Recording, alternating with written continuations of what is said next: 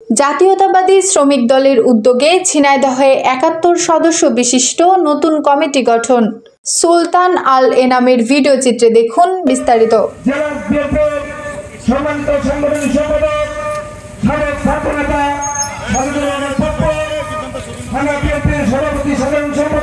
বাংলাদেশ জাতীয়তাবাদী শ্রমিক দলের উদ্যোগে ছোট কার ও মাইক্রো গ্যারেজ শ্রমিক সমাবেশ অনুষ্ঠিত হয়েছে।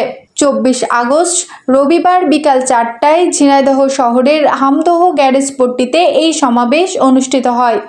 অনুষ্ঠানে প্রধান অতিথি ছিলেন ঝিনাইদহ জেলা বিএনপির সভাপতি অ্যাডভোকেট এম.এ. মজিদ।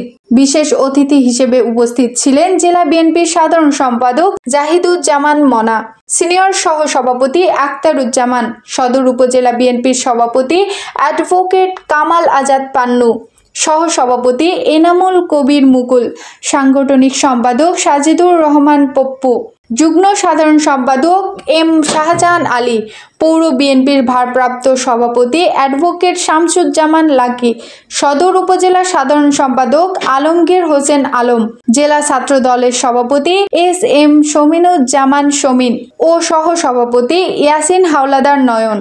সমাবেশে সভাপতিত্ব করেন শ্রমিক নেতা আসাদুজ্জামান এবং সঞ্চালনায় ছিলেন পৌর শ্রমিক দলের সাধারণ সম্পাদক ইউসুফ আলী কাজল। প্রধান অতিথির বক্তব্যে এম.এ. মজিদ বলেন, শুধু কমিটি করলেই হবে না, সংগঠনকে ঐক্যবদ্ধ রাখতে হবে। নিজের ঘর সামলে রাখতে না পারলে নির্বাচনে জয় সম্ভব নয়। সমাবেশ শেষে গ্যারেজ শ্রমিক ইউনিয়নের ৭১ সদস্য বিশিষ্ট নতুন কমিটি ঘোষণা করা হয়। এতে সভাপতি নির্বাচিত হন আসাদুজ্জামান এবং সাধারণ সম্পাদক নির্বাচিত হন হাবিবুর রহমান হাবু।